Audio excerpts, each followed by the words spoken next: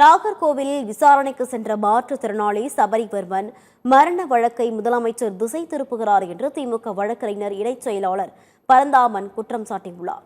சென்னையில் செய்தியாளர்களை சந்தித்து பேசிய அவர், நாகர்கோவிலில் கைதி சபரிவர்மன் உயிரிழந்த சம்பவத்தை திசை திருப்பவே முதலமைச்சர் பெரம்பூர் சென்றுள்ளதாக தெரிவித்தார்.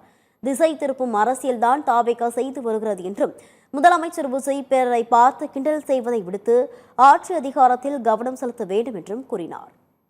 10ஆம் தேதி நல்லா இருந்த அந்த சபரிவர்மன் 13ஆம் தேதி மரணம் அடைந்ததாக காவல்துறை தெரிவித்த பிறகு நேற்றைக்கும் இன்றைக்கும் அந்த இடத்துல மிகப்பெரிய ஒரு போராட்டம் இந்த குடும்பத்தால் நடத்தப்பட்டு வருகிறது. ஆனால் இது ஒரு புறம் நடந்து கொண்டிருக்கும் போதுதான் இந்த சம்பவத்தை திசை திருப்புவதற்காக எல்லா கேமராக்களும் தன் முகத்தை பார்க்க வேண்டும் என்பதற்காக இத்தகைய பெரம்பூருக்கு செல்லுகிற அந்த விஜயத்தை திரு விஜய் அவர்கள் மேற்கொண்டிருக்கிறார்கள். சாரி வேண்டாம், நீதி வேண்டும் என்று கேட்ட திரு விஜய் அவர்களை பார்த்து நாங்கள் சொல்லுகிறோம், நீங்கள் ரீல்ஸ் முதலமைச்சராக இருக்காமல் நீதியை வழங்குகிற முதலமைச்சராக, ரியல் முதலமைச்சராக இருக்க வேண்டும் என்று தான் நாங்கள் வலியுறுத்துகிறோம்.